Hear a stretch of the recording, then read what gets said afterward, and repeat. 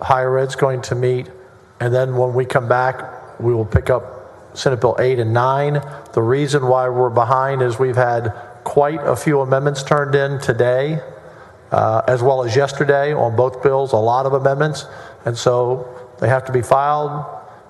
We've got to get it all organized. So that's the reason we're a little behind today. But it's the amendments that we have coming in, and we'll address those. So we'll hear this bill, and then we'll break for an hour, and then we'll come back. So Senator Mays, you're recognized on committee substitute. I'm sorry, Middleton. Middleton, sorry. Committee substitute for Senate Bill 175, suspend the regular order of business. Thank you, Mr. President. Members, I move suspension of the Senate's regular order of business to take up and consider committee substitute for Senate Bill 175. Senate Bill 175 will ban the practice of taxpayer-funded lobbying in Texas. And what taxpayer-funded lobbying is the use of public funds by political subdivisions of the state for registered Austin lobbyists. And this practice occurs in two ways. Either one, directly hiring someone required to register as a lobbyist under Chapter 305 of the Government Code, or two, the payment of public funds to a statewide nonprofit association that primarily represents political subdivisions of the state and contracts with the person required to register as a lobbyist under Chapter 305. And this bill only prohibits those two models of taxpayer-funded lobbying.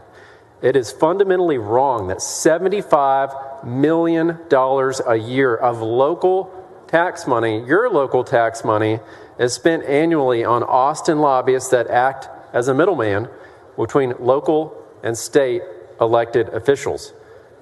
Taxpayers don't need a middleman. Elected officials are supposed to directly represent their communities, whether at the state level or the local level.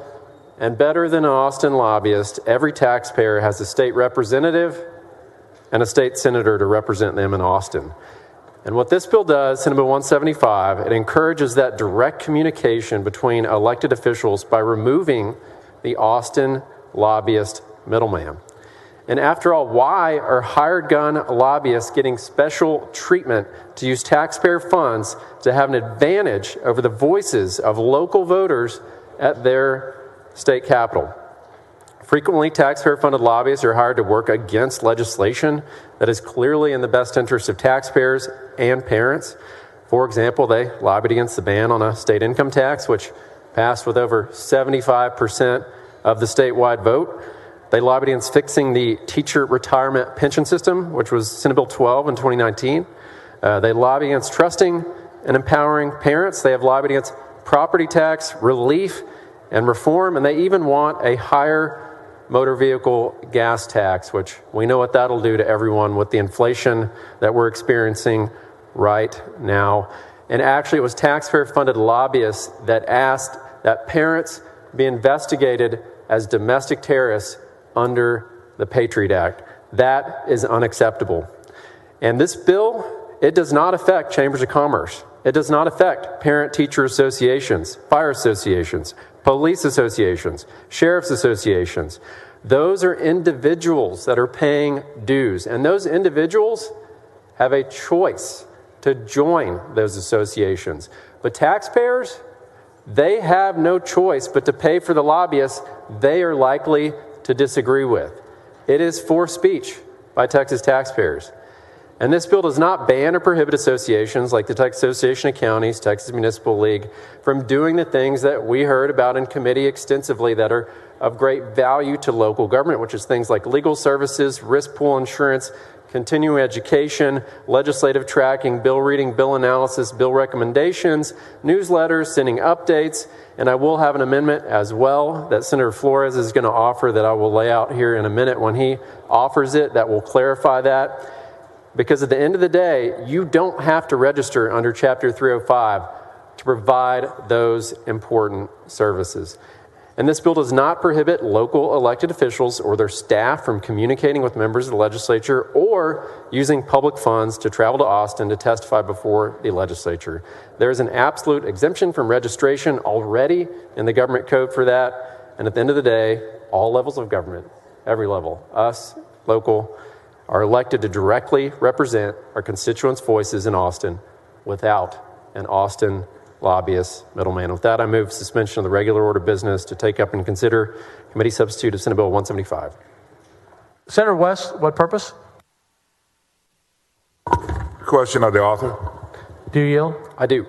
Senator Middleton, as it relates to your bill, I've opposed it in the past, I'm going to oppose it again today. But let me ask you this question. Does the state of Texas pay lobbyists to lobby for it in Washington? And if they do, if it does, you would want to ban that also, correct? That is a great question, and I'm very glad you brought that up so I can clarify that. We do not have registered lobbyists in Washington, D.C. They are employees of the Office of State and Federal Relations, which is allowed just as this bill allows employees of local government. I understand that. I'm saying, so we don't employ independent lobbyists on behalf of the state of Texas? This bill only addresses registered lobbyists, and so Office of State and Federal Relations, those are employees of the governor's office, much as county judges' employees. I'm not talking about them, sir. I'm asking you, does that office employ independent lobbyists that they utilize on a case-by-case basis? Are you telling us that the only quote-unquote external affairs persons that are used by the state of Texas in Washington, D.C. are employees of the governor's office? They're not registered lobbyists. They're not registered lobbyists. Are you sure about that? We don't employ any registered lobbyists in the state of Texas. Political subdivisions do. No, I'm not talking about political subdivisions. I'm talking about Washington right now. Office of State and Federal Relations, they're not registered lobbyists. They're not. Well, again, well, maybe I'm not answering the question correctly. Let me slow down. Does the Office of Federal Lobbyists that is employed by the governor's office hire outside lobbyists to work on behalf of the state of Texas? That's the question. OSFR does not have registered lobbyists, no. I'm sorry? OSFR does not have registered lobbyists. When you say they don't have registered lobbyists, you're saying they do not hire registered lobbyists? Right, and this bill only applies to the state level, you know, okay, as well. Again, I know what the bill applies to, all right? But when you say they don't have registered lobbyists, are you saying that they do not hire outside lobbyists? Right, contract lobbyists, correct. And you're sure about that? I'm sure about that. Okay.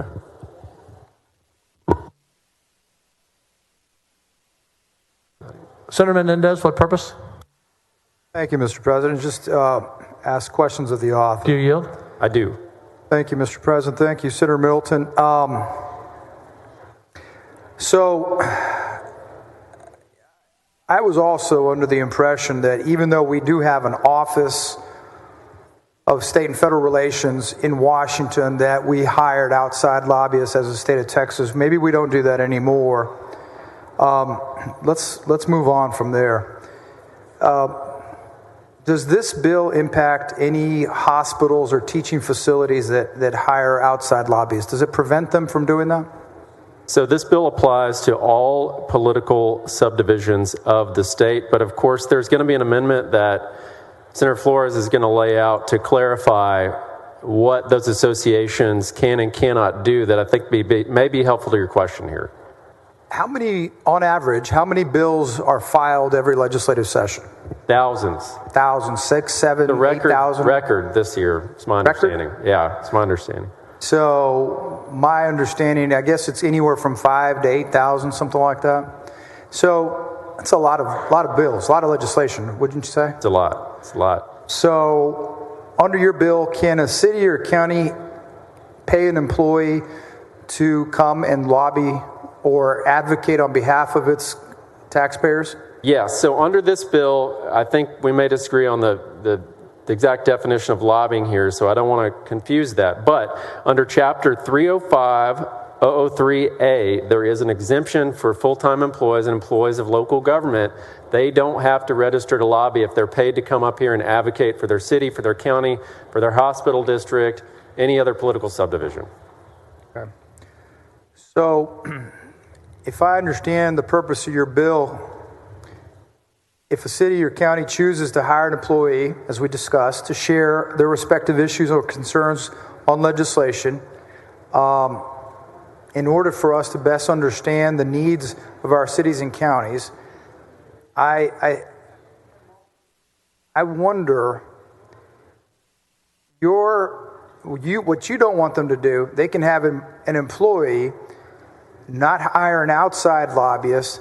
What would keep them from bringing people who currently represent them outside in-house? If it's a full-time employee, that's up to them. This bill prohibits hired gun contract lobbyists that are on Congress Avenue, not part of, I don't think, anyone's district, but Senator Acker here.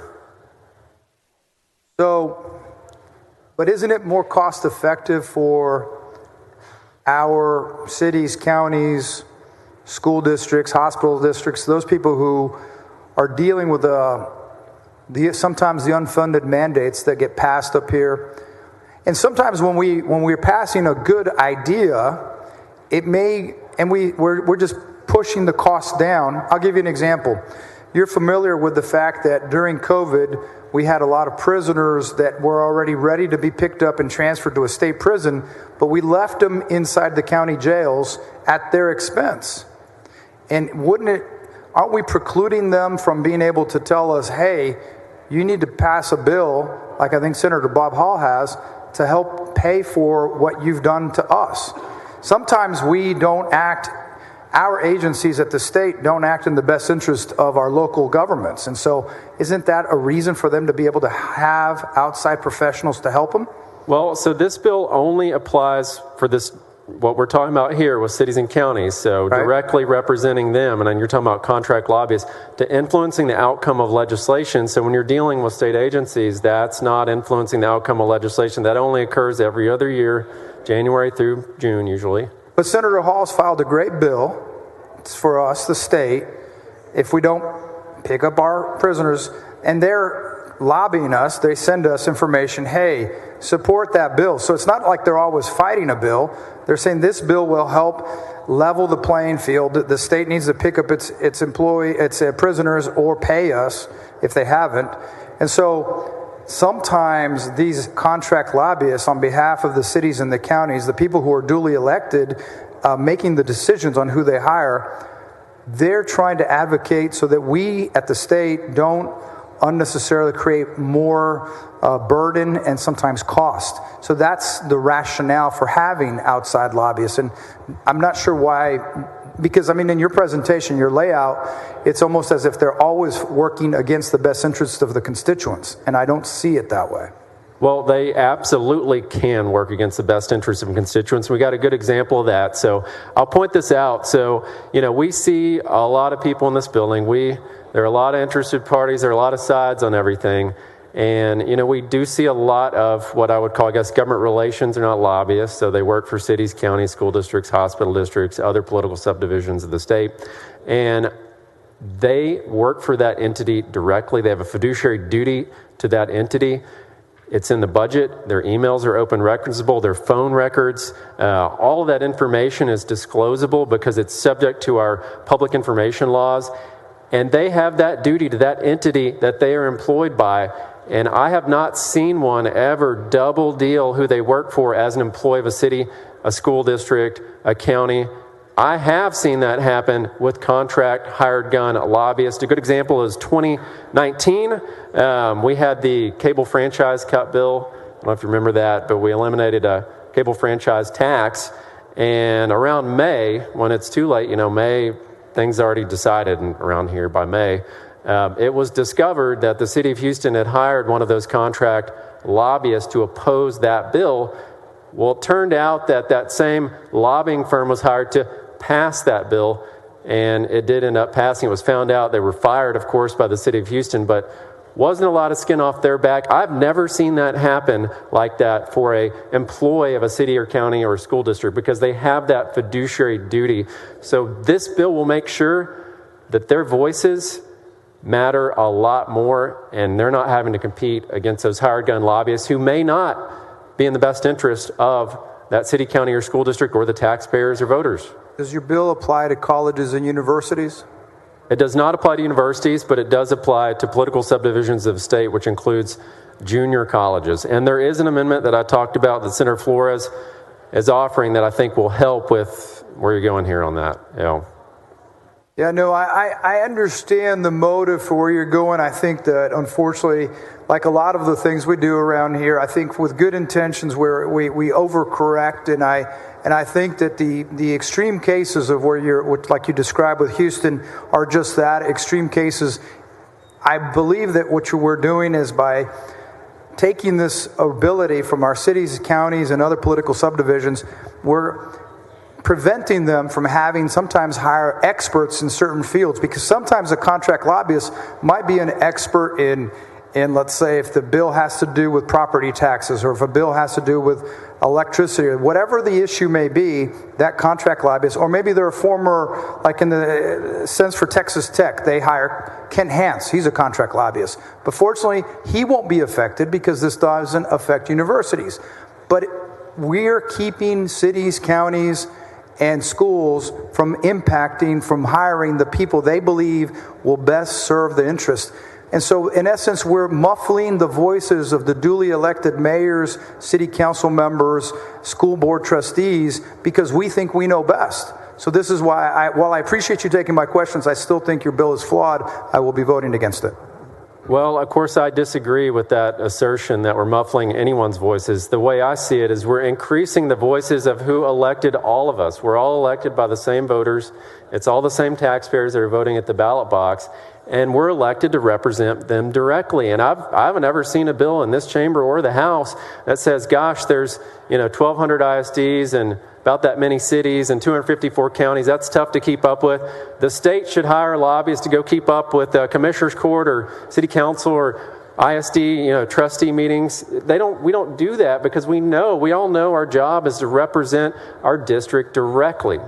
And so that's just carrying that out into this bill.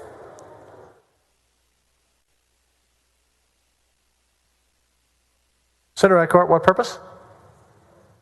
To ask questions of the author, Mr. Do you yield? President. I do. Thank you so much, Senator Middleton. You are so right. We are all elected by the same voters, aren't we? We are. I was a county judge at one point, elected by mostly the same voters as I am currently elected by. Actually, I had a larger constituency as a county judge. Are you aware that some county judges actually represent far more individuals than we senators do? Not very many of the 254 counties, but some of them, yes. So every county is so different, isn't that Every true? county is very different, that's right. Yeah, the joke is if you've seen one county in Texas, you've seen one county in Texas. I want to go back to Senator West's line of questioning for a moment. You said that the state does not hire any federal lobbyists. Through OSFR, they're not registered lobbyists, correct? And yet the OSFR website says state lobbying disclosure. Agencies or political subdivisions of the state by law must report to the office on any contract or subcontract between the agency or subdivision and a federal level government relations consultant. So some agencies of the state do hire federal level government relations consultants, don't they? No, the word lobbying in there is the same term that Senator Menendez used, which is not Chapter 305. It's not registered lobbyists. So you have to go to the Federal Election Commission and look up and see if they're registered, and they're not. It was Governor Perry that fired the state's registered lobbyist about 15 years ago. At one point, the state did have them. We do not anymore. It's my understanding that some state agencies do contract with federal lobbyists, including TxDOT. Are you aware of that?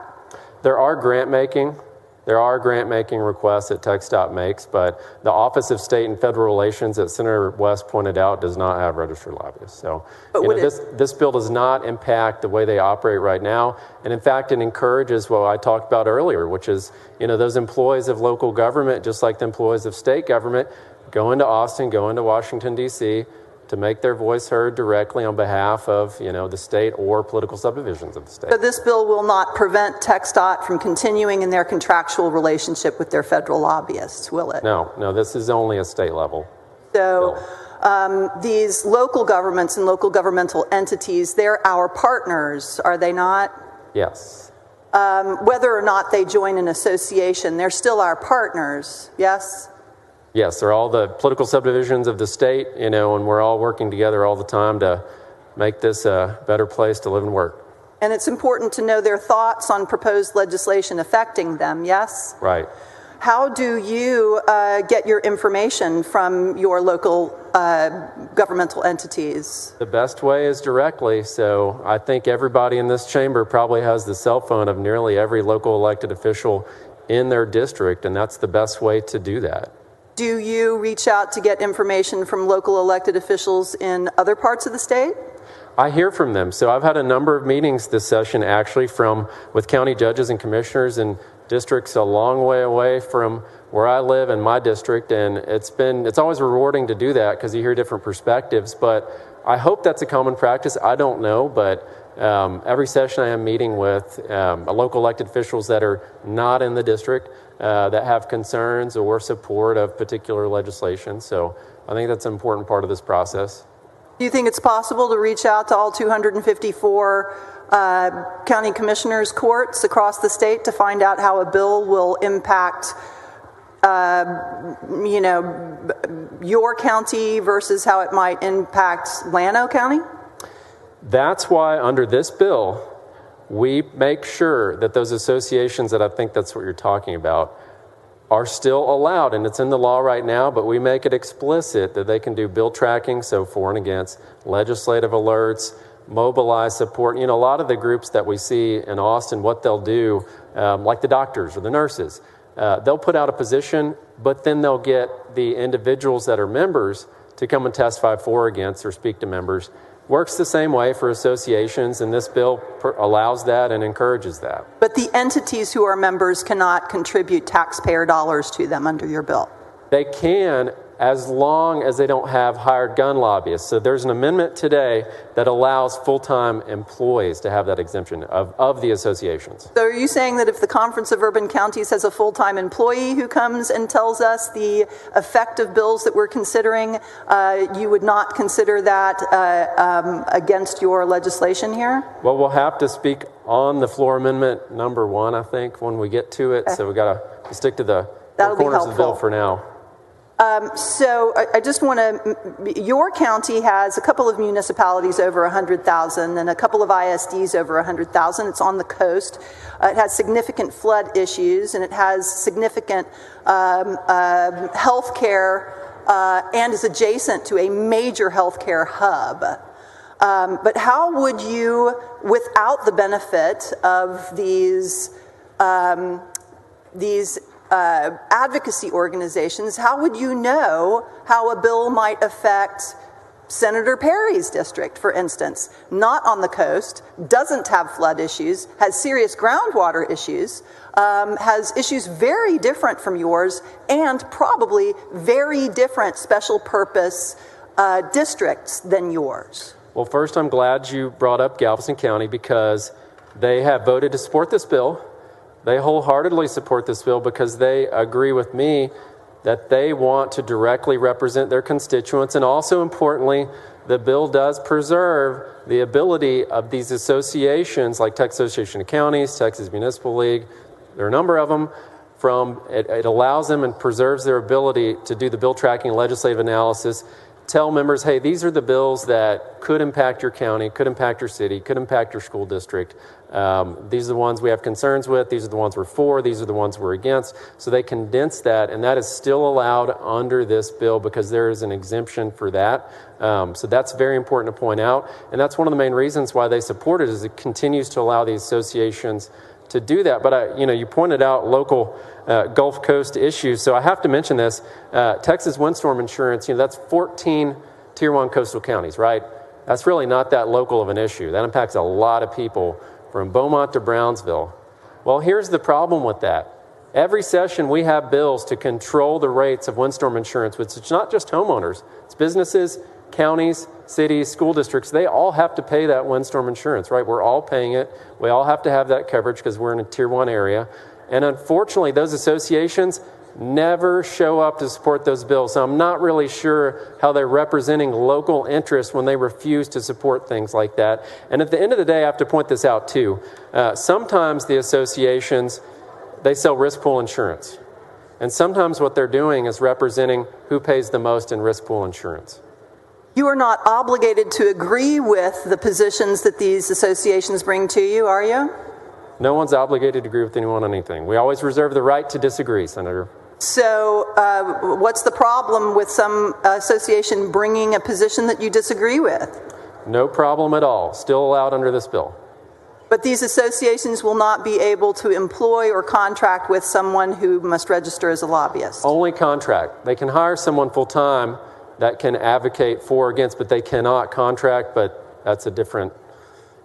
And this bill would apply to associations of emergency service districts, hospital districts, flood control districts, and any other local governmental entity? As long as it's a political subdivision of the state, but I've got to point this out here, where the associations that represent individuals, I think, do a much better job doing so, and they are exempt from this bill because they represent individuals. So our police, our fire, our sheriff, our teachers, they hear from their membership. They represent their membership. And one of the problems, like with Texas Association of School Boards, they don't represent the individual trustees.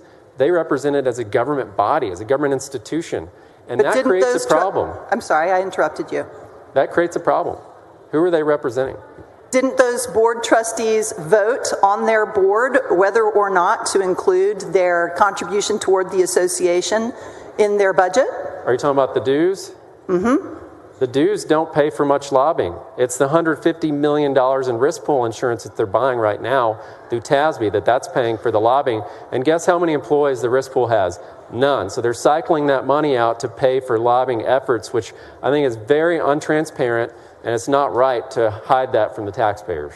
So it sounds like your big beef is with risk pool insurance providers and not necessarily with associations of local governmental entities lobbying for or against legislation at the state of Texas. No, I'm giving you these as examples as to how they're not representing local governments the way that they're claiming they are. Yeah. Thank you for answering my questions. Senator Betancourt, what purpose? Ask a question of the author. Yield. I yield. Senator Middleton, this fight's been going on a long time, hasn't it?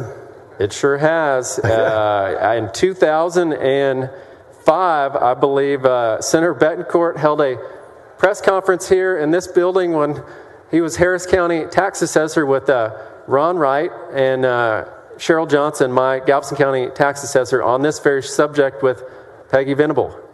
And, well, it wasn't quite 2005, 2007. Okay, I'm sorry. 2 years Let me long. just read for the record here. January 16, 2007, at a press conference called last Thursday at the Texas Capitol by Peggy Venable, director of the Americans for Prosperity, Cheryl Johnson, tax assessor collector, delivered a statement on behalf of herself and Harris County tax assessor collector Paul Betancourt in the House Speaker's conference room.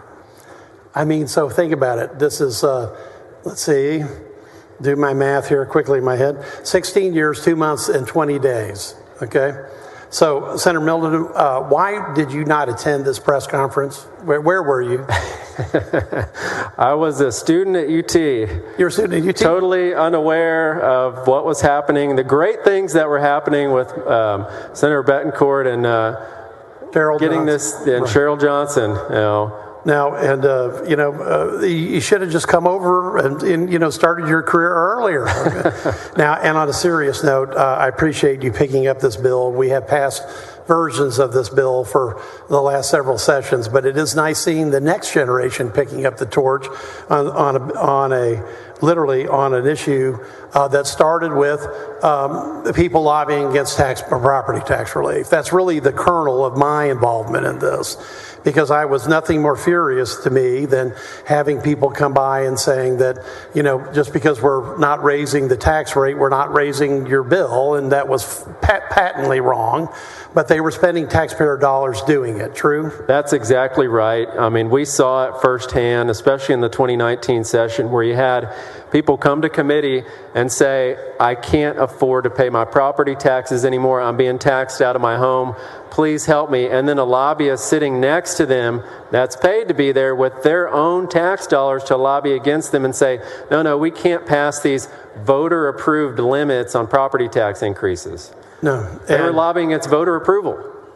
And so this debate has been going on, really for well past 16 years now. And more importantly, the concept is really simple. Don't use the taxpayers' money to lobby against tax relief. All right. So congratulations on moving this bill forward. And Uncle Paul is a happy, joint author watching the next generation take the charge and take the hill. Thank you, Senator, for your leadership on this issue. Thank you. Senator Johnson, what purpose? Questions of the author? Do you yield? I do. Senator Middleton, are charter schools considered to be political subdivisions? No, they're not. So how are charter schools funded, with taxpayer dollars or private dollars? Charter schools are privately run. They are funded by tax dollars, the same as Head Start, Pell Grants, you name it. We have programs where the state is funding tuition to private religious-based universities as well. Okay. Would they be eligible to hire lobbyists if your bill passes? What this bill does is a yes or no question. You're a lawyer. Come on. Look, it only impacts political subdivisions of the state and where government money is going directly to a lobby. So that is the exact reason why it does not apply to police, fire, sheriff, teachers associations. Or charter schools. My understanding is a lot of charter schools use foundation money to hire lobbyists, but we're not restricting private entities in this bill. So charter schools could hire lobbyists and non-charter public schools could not hire lobbyists, correct? Non-charter public schools can still use their association and government relations employees to support or oppose bills, testify for or against bills in committee, have legislative analysis, bill alerts, all the things that are happening right now to really condense that down for trustees. Although, of course, we still get into the issue where the ISD, TASB lobbyists do not represent the individual school board members. I mean, I appreciate the edification, but it's still the answer to my question. It sounds like, yes, we're going to treat charter schools and non-charter public schools differently for purposes of being able to hire a lobbyist. And I understand your concerns. We all have concerns with adequate representation. Another short question for you. Are lobbyists useless? All of them? I would not say that all lobbyists are useless. I think that's probably unfair. So I would not agree with that. Why do corporations hire lobbyists? Their own choice. Well, why do they make that choice? I'm not going to read in why, but they make the choice on their own, and it's up to them. It's their own money. Corporations don't get to levy a property tax on people by force, so it's a little different when tax money is going to a lobbyist, and if you don't like what they're lobbying on, quit paying your taxes and someone's going to take your home. That's not the same. Right, but corporations, I guess, since they're profit-driven, they make decisions that help their profits. So I guess they're figuring that by hiring a lobbyist, it's going to facilitate me being able to do what I need to do with respect to the state, right? I mean, it's too speculative. I grant you, too speculative. I'll posit that and ask you, if a city make the same calculation, I'm trying to represent my municipal constituents, and I think the most effective way I can do that is to hire somebody who understands this extremely complex building, and they can't do it, but a corporation with whom that city might have to deal with whom that city might have to deal, can. Aren't you tying their hands when they're trying to do their job with the most effective people possible? We're not tying their hands at all. I would say representing your constituents is the most effective thing to do possible. So having an employee of local government is very effective. And also, they can still utilize associations to do that. So, bill tracking, legislative analysis, testifying for and against bills, all the things that we heard in committee that are valuable. Smaller cities, typically, right? I mean, not the big cities like Dallas so much. They tend to have their own government relations departments and a number of employees that handle legislative tracking. Are the small cities the ones hiring lobbyists? Sometimes they do. Most don't. I will tell you this. I heard a story from a state representative. I won't reveal the name, but for many years, his city had a taxpayer-funded lobbyist. So in other words, someone they contracted with, the hired gun that we're addressing in this bill. They had never heard from them until they showed up to his office to oppose the ban on taxpayer-funded lobbying when their paycheck was at risk. So that shows you they are not representing the best interests of local government. That's called inductive reasoning, where you take one individual example and extrapolate it to be the general rule. It sounds like they had a bad lobbyist. But listen, we've had a nice exchange. I think it's interesting that this point falls directly along partisan lines, and it's large cities that tend to be largely Democratic and smaller cities that tend to be largely Republican, and the Democratic cities want to hire lobbyists, but the Republican small towns don't, and so the Republican voice, and I hate this partisan stuff, but how is this suddenly partisan? But it seems to have gotten that way, doesn't it? Well, it shouldn't be partisan, and it's not. The University of Houston Hobby School of Public Affairs, right, that former colleague Senator Watson ran, I think, at one point, right?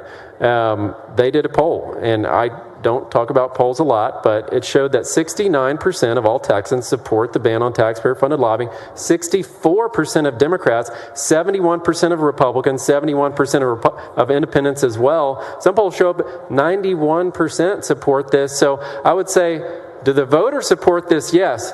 Do the politicians support this? Maybe not. Well, maybe it should be a constitutional amendment then. We'll put it to the voters, as opposed to this body, because this body does stuff that contradict polls all the time. But it's been a healthy exchange. I don't think you're right, but I appreciate the dialogue. Thank you.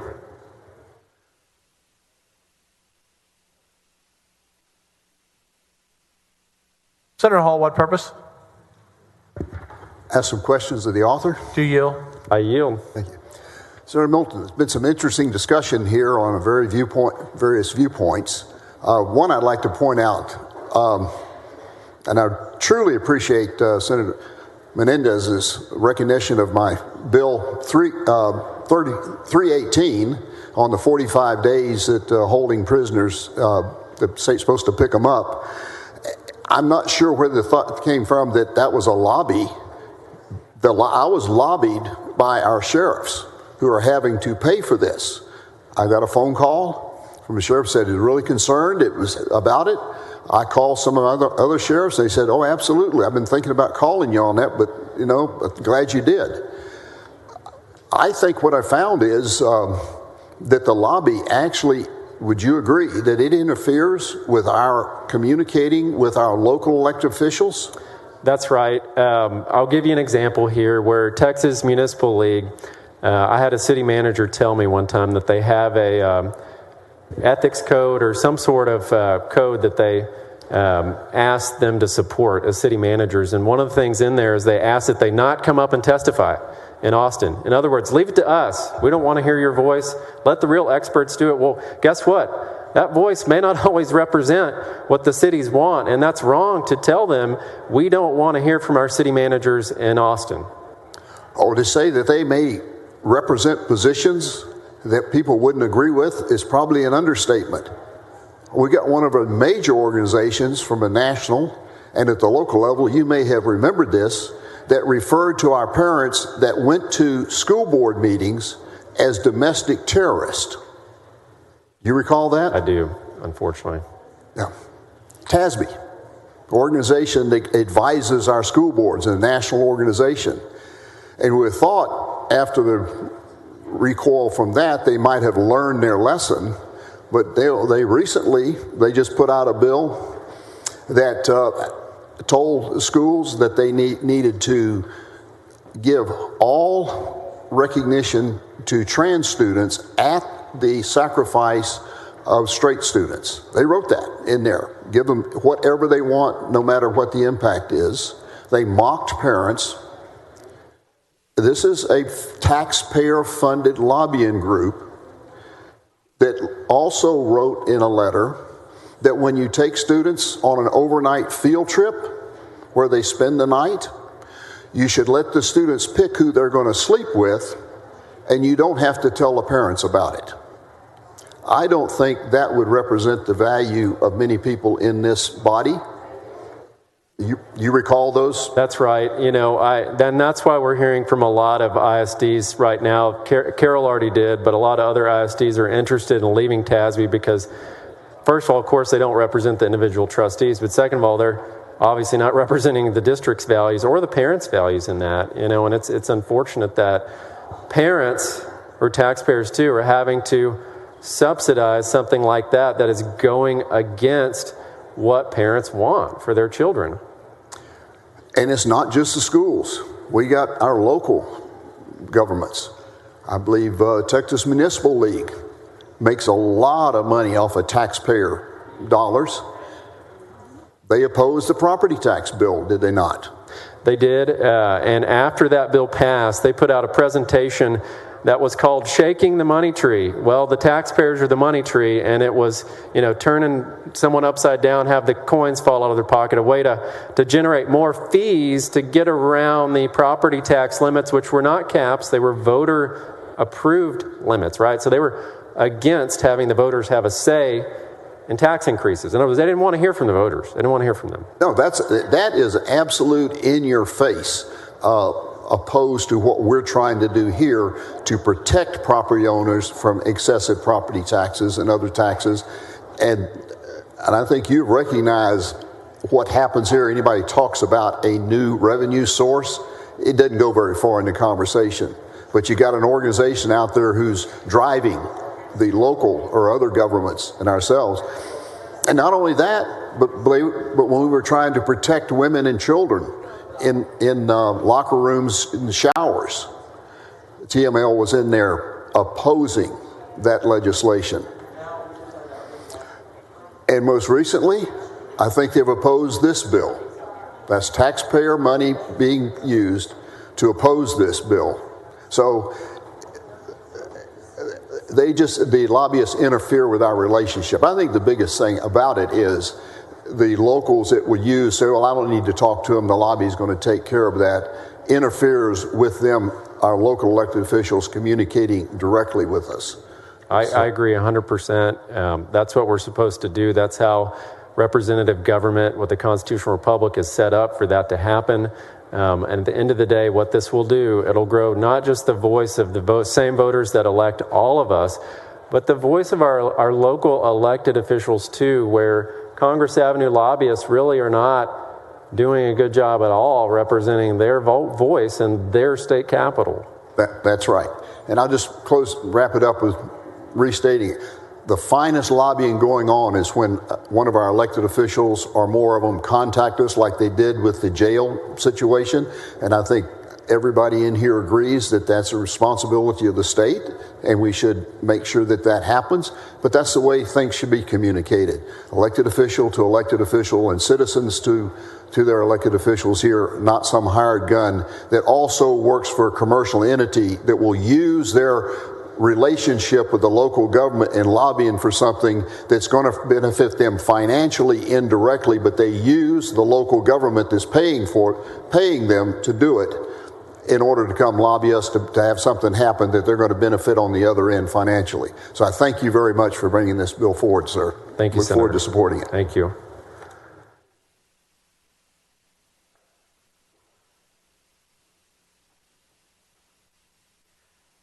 Senator West, for what purpose do you rise? Question of the author. Does the gentleman yield? I do. He yields. There was a discussion between you and Senator Johnson concerning charter schools. Yes. It's my understanding that the charter schools was a part of the bill when it was originally filed and has now been taken out. Is that correct? That was not in the originally filed bill, no. Okay, but should charter schools be included in this? The bill does not impact private entities, and as you know, charter schools are run by private. We're not exempting anyone. We're just applying only to political subdivisions of the state with hired gun laws. All right, so if you have a situation where like charter schools, so it would apply to a public school district though, right? It would. It All right, would so under the charter higher. schools get taxpayer dollars, correct? They do, but with public school districts, like we mentioned earlier, TASB's not representing the individual trustees. I'm not talking about TASB right now, sir. Please, let me ask a question, and I'll give you the respect of responding. But the whole genesis of this is that you don't want public funds to be used for lobbying, correct? That's the whole genesis of it, right? You Well, do not want there's a step in between here, so that's not totally correct, because I do support the individual associations like I talked about earlier with our public sector employees like police and fire and teachers and sheriffs. Yes, they're public employees, and yes, they're paid with public funds, but they're making a choice on their own, and that represents that same choice. Let me go back to the question I just asked. Other than what you just said, you do not want public funds, taxpayer dollars, to be used for lobbying, correct? That's not the right way to describe it. So the individual choice matters in this. This is about public funds going directly to a contract lobbyist, not the same thing. That's the same. Well, okay, again, those are public dollars going to someone to come down here and lobby. Hold up now, except for the exception that you just mentioned a few minutes ago, in terms of organization paying for funds, paying for membership in organizations. You're okay with that. That's what I've heard you said over and over again. But absent that, having someone hire a lobbyist with public funds, you're against that. So charter schools are usually nonprofits. Hold it. Let's same as St. Jude that we just passed, by the way. They have a lobbyist too. Okay, but if you don't mind, they just got some money in that bill. If you don't mind, let me go back to the same question. You are against, this bill basically says that you are against the use of public funds to hire lobbyists, save and accept the exceptions that you just talked about. Am I right or am I wrong? Only to the extent it applies to political subdivisions of the state. Okay, so if someone is getting public funds, they can hire a lobbyist to lobby. Is that what you're saying? Just like the St. Jude lobbyist I saw in the State Affairs Committee advocating for your bill that we just passed on this floor, where we're putting more money into that, of course. So yes, I mean, they're going to receive public funds. So charter schools are public schools, are they not? Charter schools are deemed public schools. That's okay. Correct. So a public, quote unquote, traditional public school would be prohibited under your bill, but a public charter school would not be prohibited under your bill. Because they're private. Do you see some inconsistency they're right there? privately run. The same thing that's in our budget that I think we're going to pass here soon, the House is working on right now. There are a lot of private entities in that budget that are receiving public funds. And what we're talking about in this bill is when local tax money, local public funds is those dollars are local tax dollars, Senator.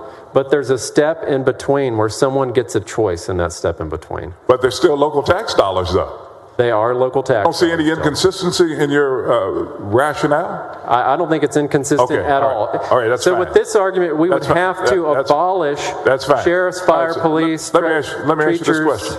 Let me ask you this question. You recall when I asked you the question about the use of public funds to lobby in Washington? Do you not recall that question? I do. All right, do you recall your answer to that question? I do. What was the answer to the question? So here's more. What was the answer to the question? We do not have registered lobbyists with the Office of State and Federal Relations. But would you be shocked to find out that that's not true? That's not true. So in DC, would you be shocked to find out that based on from the Office of State and Federal Relations lobbying contracts in 2022, on the U.S. Senate website, that there are several companies that were hired by the state of Texas using tax dollars, which is inconsistent with this particular bill, is it not? Well, so in Washington, D.C., I'll point out this. You have to register per chamber, so you correctly pointed that out. And right now, in each chamber's registration, the state, with Office of State and Federal Relations, does not have registered lobbyists, has not since Governor Perry. Well, hold on. This is 2023. And if it's something on the website in 2022, Perry was not governor then, correct? Correct. And I think what you're talking about... Who's governor in 2022? Governor Abbott, and I'll tell you There's this something on the also. website that says 2022. Senators, please don't talk over one another. Okay, so if it's something on the website that says 2022, that's under the current administration, is it not? Correct. All right, so that would run counter to the intent of your bill as it relates to local subdivisions and the use of public dollars to hire persons or entities to lobby, correct? No, and I'll tell you why. Go to chapter 305, and what you're referring to also includes political subdivisions of the state, right? So I'm talking about the federal government right now in Texas. I am too, and Right, go ahead. I am too. I'm talking about political subdivisions of the state. So under chapter 305, there is an exemption in applying for grants. So applying for grants from an executive agency is exempted from chapter 305, and I'll get the section of code for you here. I can give it to you. But anyway, it's the same thing. Same thing.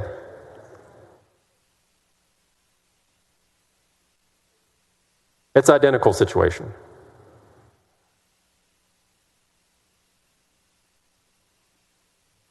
Would you object, given that the genesis of this bill, the whole purpose of the bill is not to use public dollars to lobby, save and accept those memberships in organizations?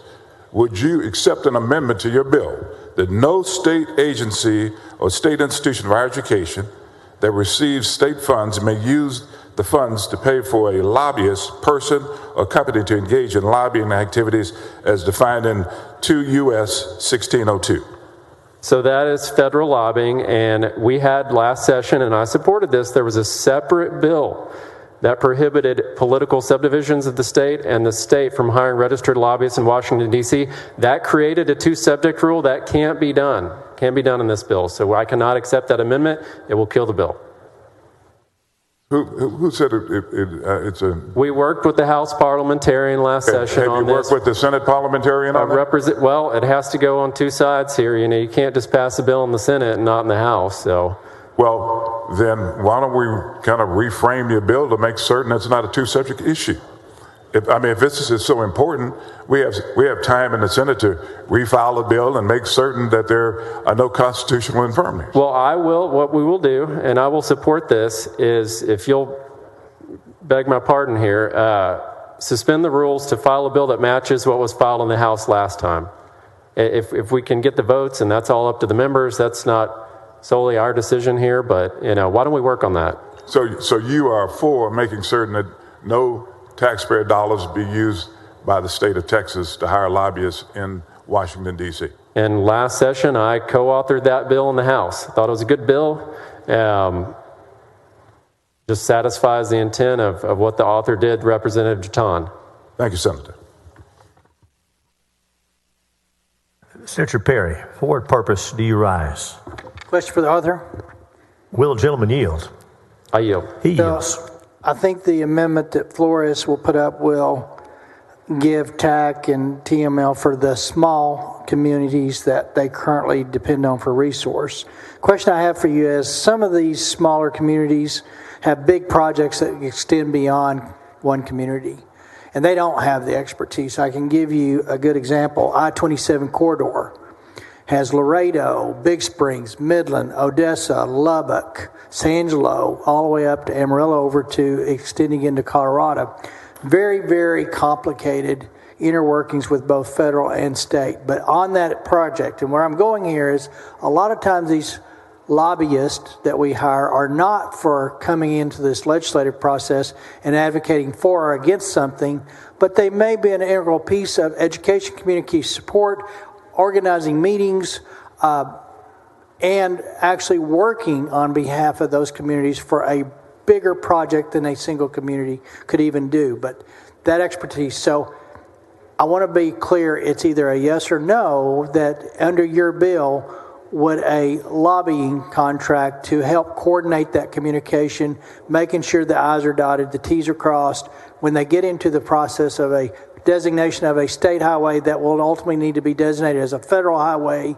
And then something as simple as, some of my communities have applied for grant for a park, and it was a lobbying firm that actually put that piece together and did it. So those two cases, There are bigger projects than one region, a lot of expertise involved, both federal and state.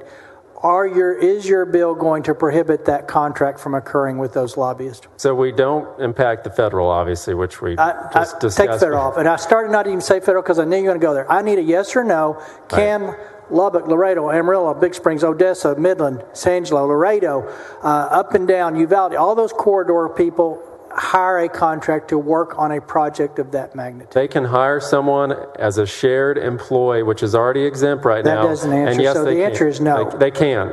They can. Not a shared employee. I don't think there's any attorney firm in this state that would have a hired lobbyist contractor wanting to be hired from Lubbock, Midland, Odessa. I mean, who wants to be an employee of a local government to work on a project that when they have other billable hours at $1,000 hour that they're probably giving up different rates? So so the answer to your question is no, that would not be allowed. Well, but the highway may not be a bill because there is an exemption. This is only the influencing the outcome of legislation. So when you're dealing with TxDOT or Water Development Board or the Flood Infrastructure Fund like we passed or SWIFT or that's state agency, that's not influencing legislation.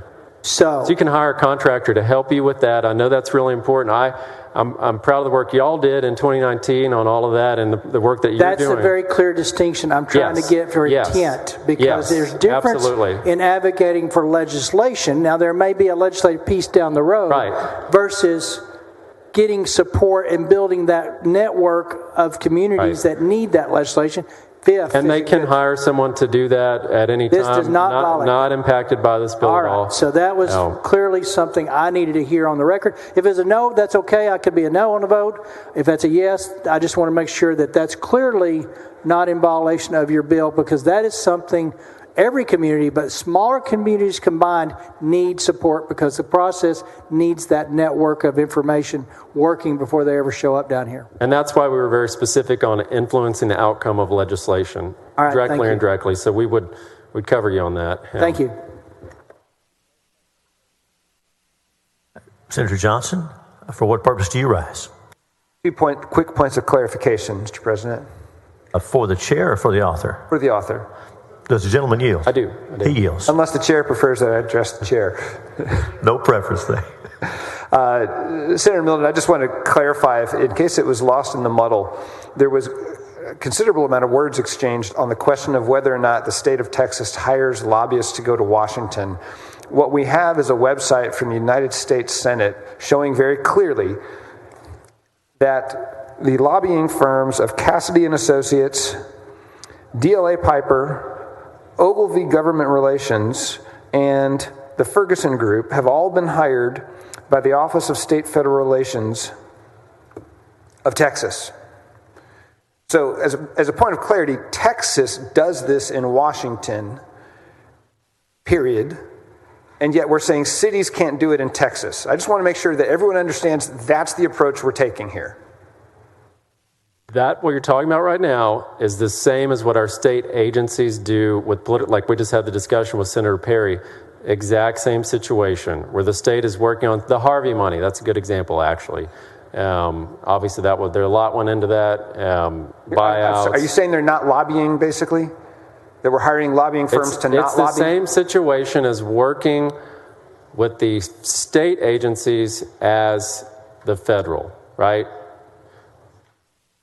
In conjunction with our political subdivisions of the state. And I think it's going to get really difficult to start drawing lines between what's lobbying, what's not lobbying. Final point, we've already talked about charter schools and non-charter public schools, but it could well be that after this session, we're using public taxpayer dollars to provide vouchers for grade school education at private schools, and they will be allowed to lobby. And no doubt they will be lobbying for more vouchers. And yet the public schools won't. Problem? Not a problem. Well, the public schools are making their voice heard because they have government relations employees. They have associations. Why don't the private schools hire government relations employees? They have trustees. The private schools are private entities, just like the different groups that we talked about that are funded with our state budget under SB1. Like corporations that could hire lobbyists. HB1. It's the same. They're private entities. We're treating... There's the step in between because that money's not going directly to the private schools, by the way. No, it's filtered, right? So but we someone still is- have public education systems and private education systems that are supposed to educate the public under two different sets of rules. It's untenable. It's bad policy. I won't need to speak on third reading. Thank you.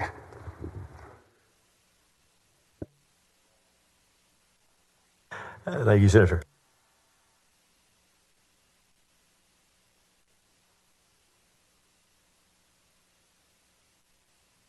Senator Middleton moves suspension of the regular order of business. Will the secretary call the roll? Alvarado, Betancourt, Birdwell, Blanco, Campbell, Creighton, Eckhart, Flores. There being 19 ayes and 12 nays, the rules are suspended. The chair lays out on second reading Senate Bill 175. Will the secretary read the caption? Committee substitute, Senate Bill 175, relating to the use by a political subdivision of public funds for lobbying and certain other activities. The following amendment. Will the secretary read the amendment? Floor amendment number 1 by Flores et al.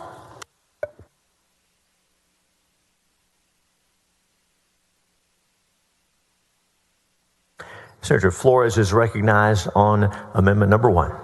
Thank you, Mr. President. Members, this amendment, what it proposes as it presented to you, amendment for committee substitute Senate Bill 175 is as follows. In section 1 of the bill, immediately following added section 556.0056C, Government Code, page 1, between lines 48 and 49, insert the following appropriately lettered subsection.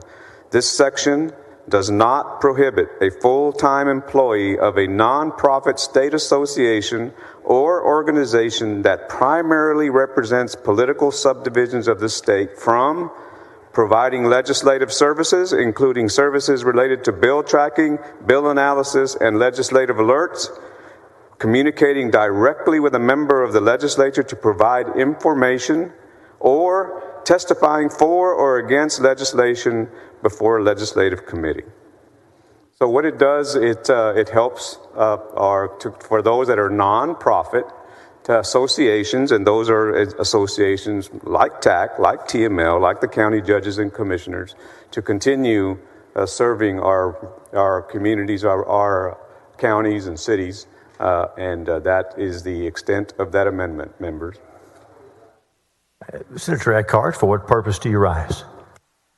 To ask questions of the author of the amendment. Does the gentleman yield? I do. He yields. Thank you so much. Senator, I like your amendment. And it doesn't change or alter in any way Senator Middleton's bill prohibiting spending public funds to join these associations, correct? Yep, I would have to assume that that's correct. Senator Middleton? I'm sorry, may he answer the question? Why don't we, are you done asking questions of the author of the amendment?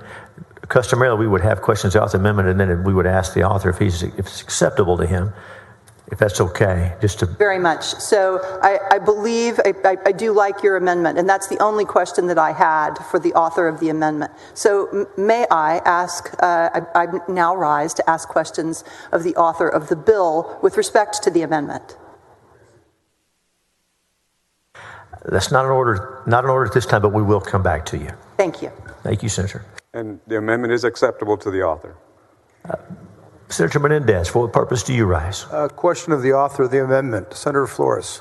Does the gentleman yield? I do. He yields. Thank you, Mr. President. Thank you, Senator Flores. I was reading your amendment, and so I've read it, and it's very prescriptive, and I think it's a good amendment. I'm just curious, sometimes when we are creating an exemption, this section does not prohibit a full-time employee of a nonprofit state association or organization. Are there specific organizations that this amendment is drafted to cover, to help, so that they're not? Yes, Senator. It would be a nonprofit organization, and those, and so that's kind of descriptive of like TAC or TML or examples like the county judges and commissioners, which are nonprofit, and which are currently providing these services to our cities and counties. And so that's kind of the bracket there. Would it capture someone, let's say, like the Teachers Association? I believe, as Senator Middleton said earlier, that the teachers' associations are paid Not for included already? Okay. by dues. So How about if they're a nonprofit? Nonprofit. Yes, sir. How about the school board, TASB? They're also excluded with this amendment? Okay. So what you're saying is it's okay for these associations, these nonprofit state associations, organizations that primarily represent political subdivisions of the state. Okay. So which will be most of ours. I think you've got an amendment that is attempting to exclude some people that are currently working to help these groups. Is that what your effort is? What are you trying to do? That those that are nonprofit, yeah, that are aiding our municipalities and our counties, our county judges, our commissioners, to provide the services listed out in this amendment, right, to be able to do so, Senator. Okay. Thank you very much. I think you have a good amendment.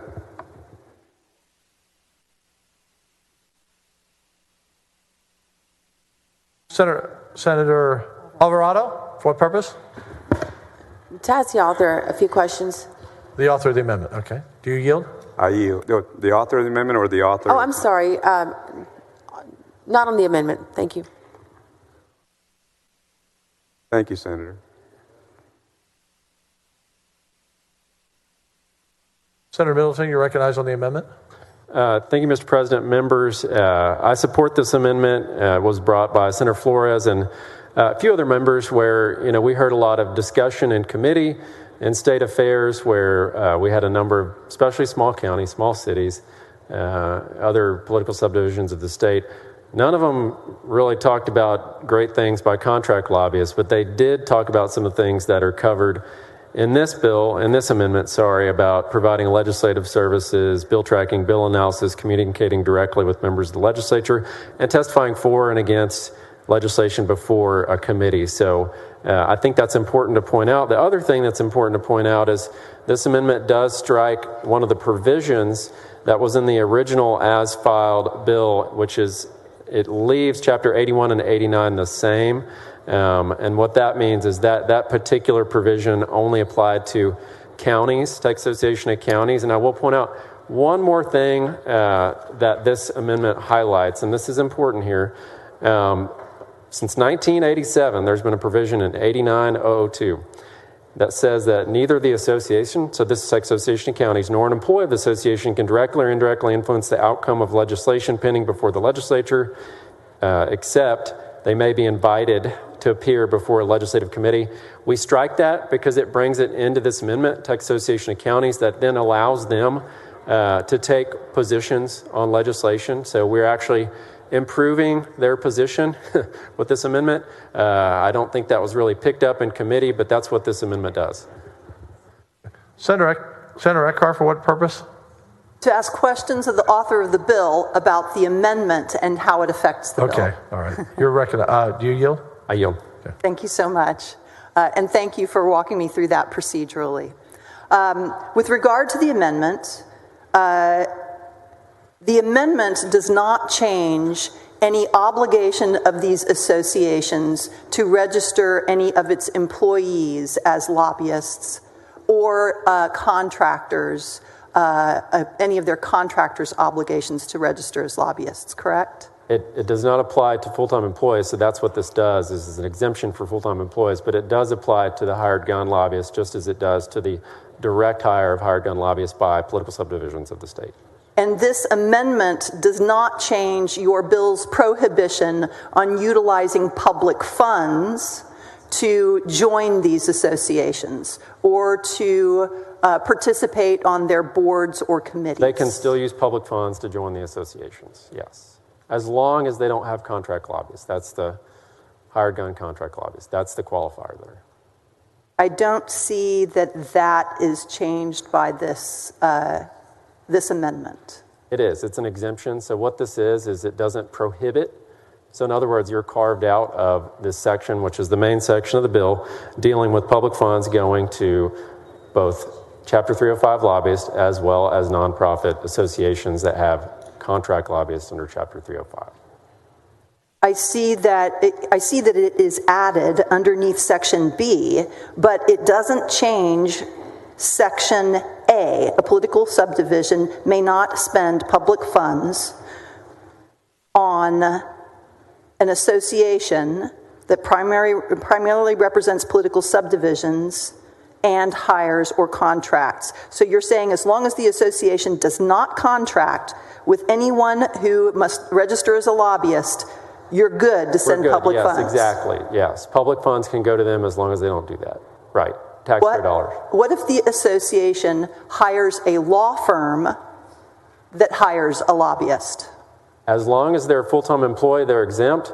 If they're a law firm that is, and the individual is a registered lobbyist, it's not allowed. So in other words, the way Chapter 305 works, it's based on the individual. It's not based on the entity, right? So you could even have a lobbying company that has someone, an employee that's not a registered lobbyist, and that's an allowed expenditure because lobbying is based on the individual. It's based on compensation of $1,760 per quarter and more than 40 hours per quarter in influencing the outcome of legislation. So our lobby laws are always based on the individual and not the entity. So that's going to be permissible as long as the association hires a law firm and the law firm has an affiliation with a lobbying group, you're good. They can hire the law firm as long as the individual that's working for them is not a registered lobbyist. And that explains how we do it at the state, actually, right? It's because somewhat we similar have to working with state agencies, federal agencies. So the governor's office contracts with a DC law firm, and that DC law firm has an affiliate relationship with a lobbying group. Well, our Chapter 305 and the federal lobbying laws are totally different, and that's another reason why you can't combine those into one bill. So totally different. Registration requirements totally different. Thresholds totally different. Chapter 305 is completely separate under the government code. And I just want clarity that Senator Flores' amendment makes it possible for local governmental entities to contract or to use public funds to be a member of these associations, and as long as the association is hiring a law firm to then hire the lobbyist, you're good. That's correct, as long as that individual that they're contracting with is not a registered lobbyist, so yes. Okay, sounds like a workaround to me. Senator Middleton, on the amendment, he's already laid out the amendment. Is it acceptable to the author or not? Acceptable to the author. Okay, any objection, members? Hearing none, amendment is adopted. Thank you, Senator. Thank you. Senator Middleton, there's another amendment? Secretary will read the amendment. Floor amendment number 2 by Springer. Senator Springer on your amendment. Thank you, Mr. President.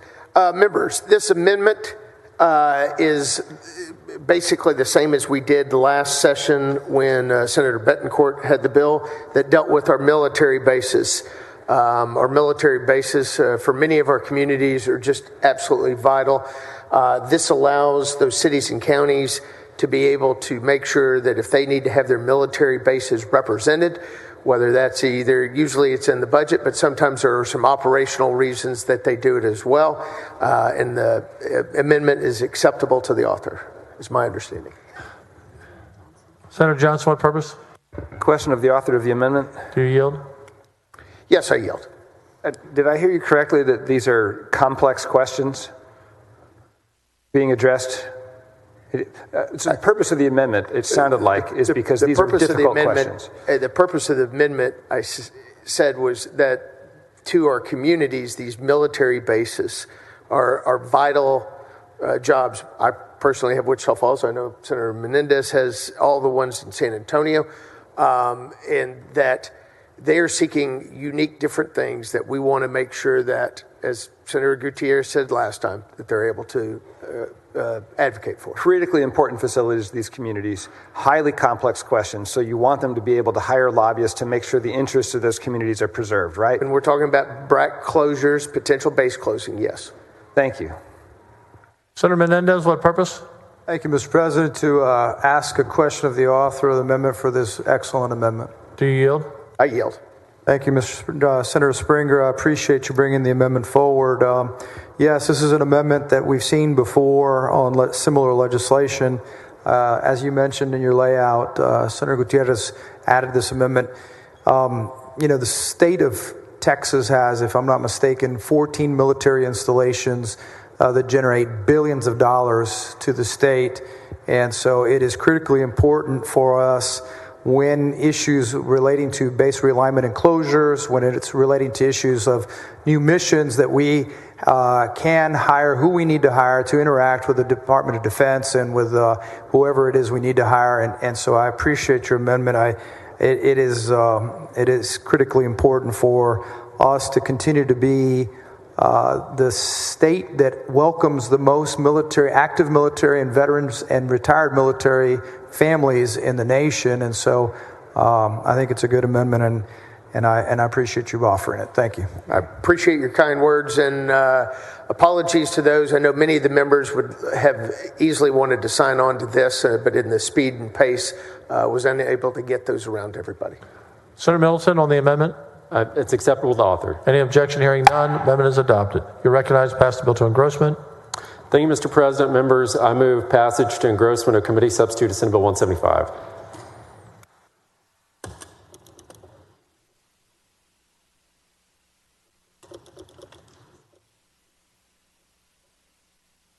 Secretary, recall the roll. Alvarado, Betancourt, Gardwell.